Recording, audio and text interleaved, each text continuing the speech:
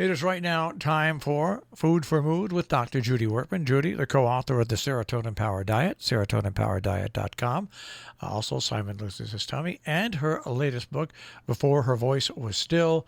Ladies and gentlemen, Dr. Judy Wurtman. Good morning, Judy. Good morning to both of you. I hope that the beautiful weather that we're getting here continues in your part of New England. It's beautiful there now today, right? Yeah. Anyway, today I want to discuss a not terribly lovely topic. Okay.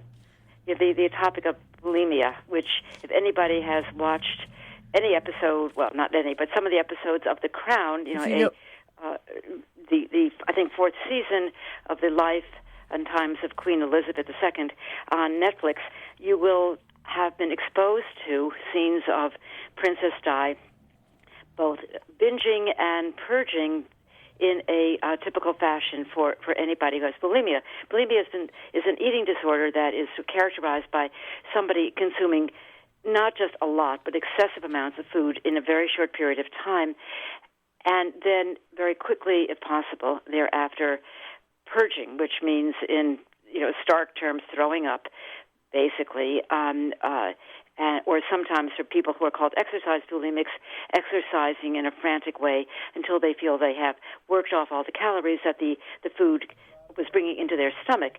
And we see her doing this as a result of her very unfortunate relationship with her husband before they get married. You see early on the program, she has lunch with the woman who is her husband-to-be's mistress, Camilla, and when she learns some very unpleasant information about Camilla and Charles' relationship, you see her gobbling dessert at this lunch, and then you see her a few minutes, well, maybe an hour or so later, back in her palace throwing up.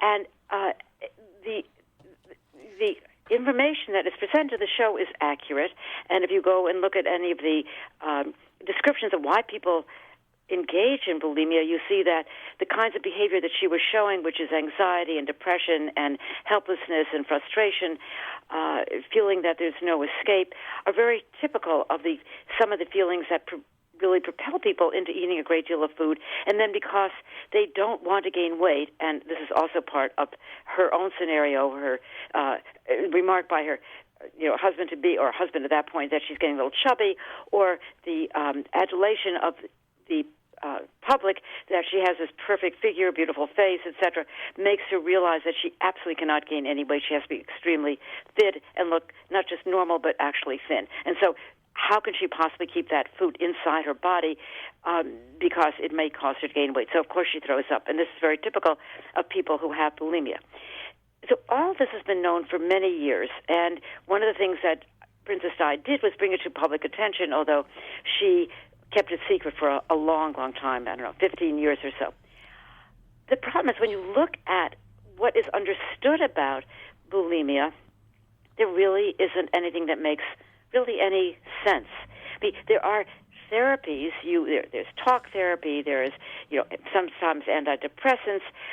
There are people who think that bulimia is sort of an obsessive-compulsive disorder, and just like somebody who has a phobia about heights or snakes or flying on an airplane, and are exposed in a very stepwise fashion to the situation that provokes the phobia, provokes the panic attack.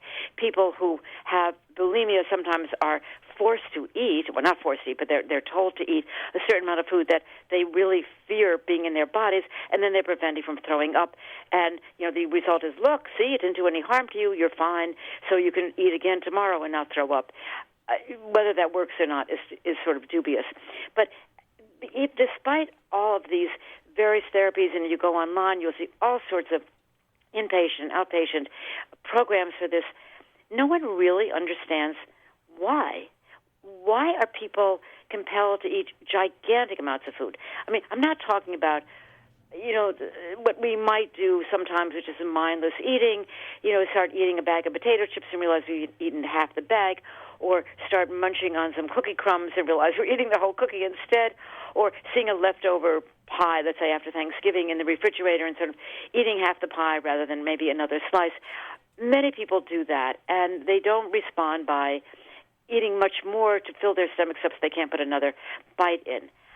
I had a close friend for years who unfortunately passed away a couple of years ago, and she had bulimia over a period of about 10 years, starting when she was in college, and then for about 5 or 6 years beyond that. And her other friends used to say to her, but after she had stopped, why did you do it? I don't know, she said. I was hungry. But she wasn't hungry. Nobody who eats gigantic amounts of food is eating because they still are hungry. But that was the only explanation she could give. And we knew why she threw up, because she really had this desire to stay thin. But every time something happened, and it wasn't exactly what was happening, she would go home to her alone and she would binge. I had a weight loss client who needed to binge and throw up every single weekend.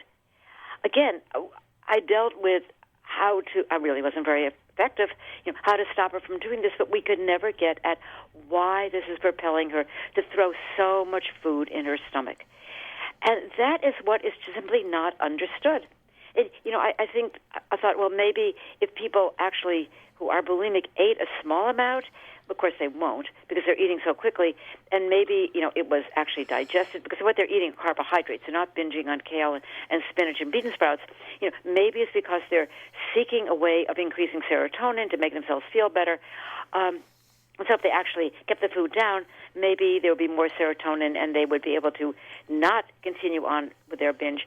But I've never seen anybody try that technique or try that way of handling it, and saying, okay, just have something that's going to increase serotonin, or take a drug that increases serotonin. Maybe you won't binge, and throw up, and perhaps to some extent that works. But again, it's just an area that is just filled with this fog of misinformation. And Diane, seeing it on the ground just brings it all to the fore again. And by the way, as everyone knows, with a disease like that, the made-for-TV version is quite different. Is there any? We've got a very limited amount of time, but bulimia's cousin, anorexia, is another. Right. Should also be considered. You have to understand, quote, how that works to understand bulimia as well. And let me just say very quickly that one of the dirty little secrets of recovery from anorexia is bulimia. Right. So, yeah. Better you than me because you're the doctor. All right. I think we should have a to be continued on this one. Okay. Bye. Thank you very much, Dr. Judy Wurtman, Food for Mood. And, of course, you can hear Judy right here on Thursday mornings on Robin Hood Radio and on demand, robinhoodradio.com. Click on demand. Click on Food for Mood with Judy Wurtman.